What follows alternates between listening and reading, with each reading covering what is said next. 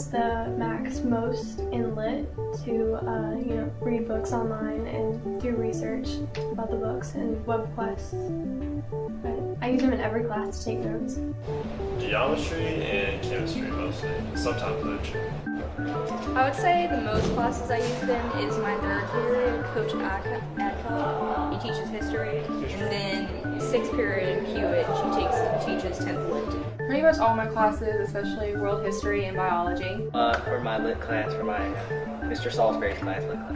I use them in all my classes, which are math, Spanish, lit. Math, literature, and that's about it. Chemistry and goal time. I use it in biology and literature. Social studies and English and science. I'm pretty sure I use it in every single class. I can take notes for definitions or use it if I'm reading a novel and there's not enough paper copies. I can look up a PDF file online and can still read the same story. Well, we make PowerPoints and we write essays and we type them on the Mac. Take notes and for PowerPoints. To read books online and then do research for projects. We use it every day for 1 month and for reading sometimes. On a project we did recently, where we had to film a scene. We use it there, and it's easier to find like books.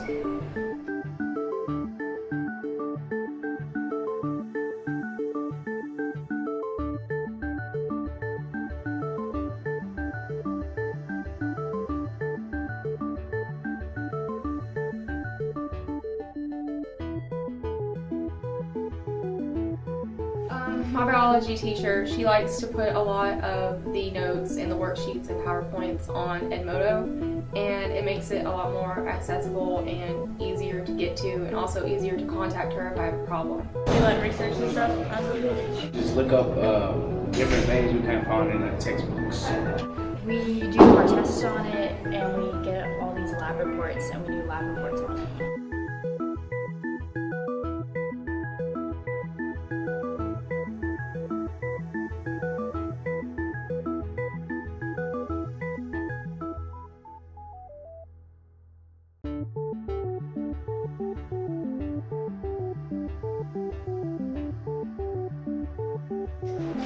Well, he uploads like a PowerPoint for our notes, and so we have the option to either do it from the board, which is kind of hard for some people because they write slow, or you could do it off the computer, which is a little easier, but at the same time it's kind of hard because sometimes they have trouble loading and you get a little frustrated, but it's way easier than having to keep up with the board. Our teacher for history, he assigns us like main people in history, and he tells us to look it up, and we'll make like PowerPoint slides on them, just get a bunch of information and put it together, show it to them. World history, I use it a lot to take notes on because it's quicker and it gives my hands a break from writing all the time, and it also saves me a lot of paper.